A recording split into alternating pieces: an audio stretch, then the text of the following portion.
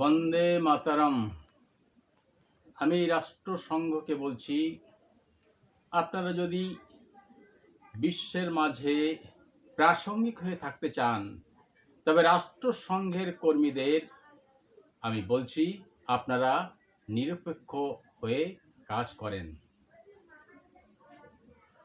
আমি আমাদের জাতির পিতা শ্রী নিত্যানন্দ ব্রহ্মচারী মহাশয়কে যে গুরুদায়িত্ব অর্পণ করেছি, যে বৃহত্তম পরিকল্পনা ক্ষমতা আমি ওনাকে অর্পণ করেছি, তার জন্য এখন প্রয়োজন আমাদের অর্থ।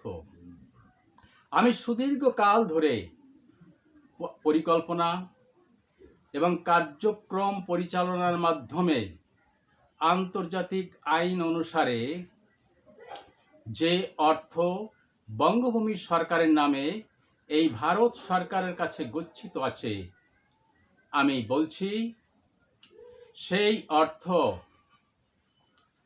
বঙ্গভূমি সরকারের প্রধান অর্থাৎ শিশির সরকার পার্থ সামন্তের নামে সেই অর্থ যেন হ্যান্ড ওভার করা হয়, হস্তান্তর করা হয়, এবং সেটা আপনারা করবেন এই বক্তব্য প্রকাশিত হওয়ার 12 ঘন্টার মধ্যেই, এবং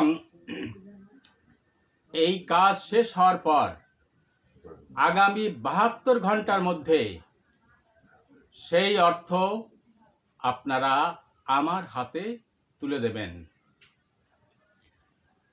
আমি পশ্চিমবঙ্গ সরকারকে বলছি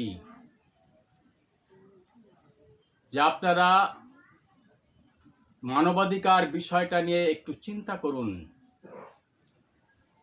এবং ক্ষমতার কথা যখন এসছে তখন আমি বলি 2025 সালের 25শে মার্চ ওদিন আমি ক্ষমতা নিজের হাতে নিতে পারতাম। তার সাক্ষী কে আছে?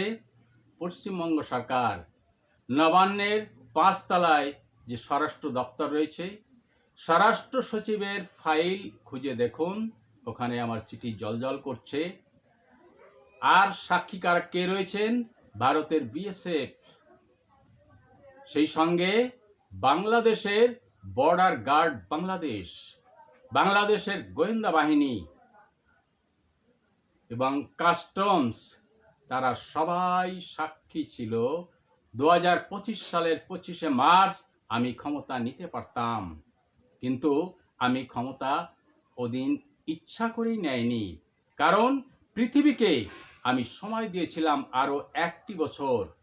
আপনারা আমার সম্পর্কে এবং আমাদের জাতির পিতা শ্রী নিত্যানন্দ ব্রহ্মচারী মহাশয় সম্পর্কে যাবতীয় তথ্য খুঁটিয়ে আপনারা পরীক্ষা পর্যালোচনা করুন।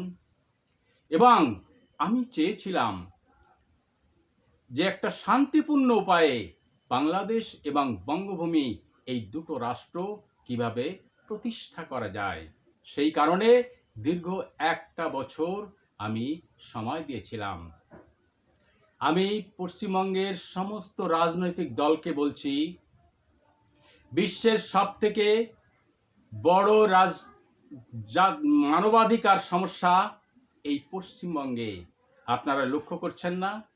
লক্ষ লক্ষ বাংলাদেশি এখানে চিহ্নিত হচ্ছে, অর্থাৎ এত বড় মানবাধিকার সমস্যা পৃথিবীতে কোথাও আর নেই।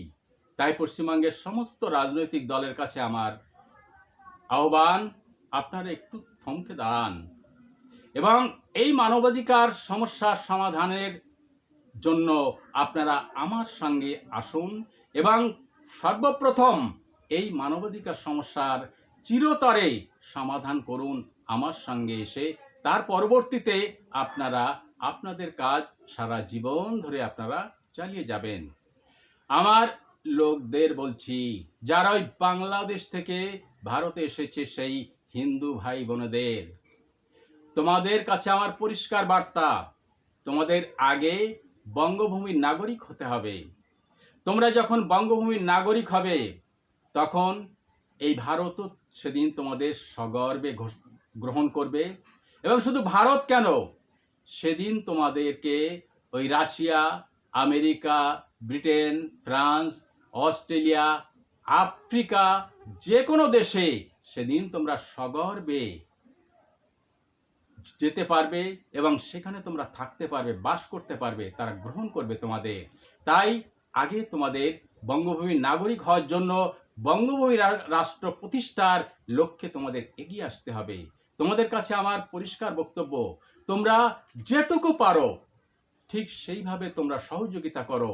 বাদ বাকি আমরা দুইজন, আমি এবং আমাদের জাতির পিতা, আমরা সমগ্র প্রচেষ্টা আমরা চালিয়ে আমরা বঙ্গভূমি দখল করে তোমাদের চিরতরে সমস্যার সমাধান করব।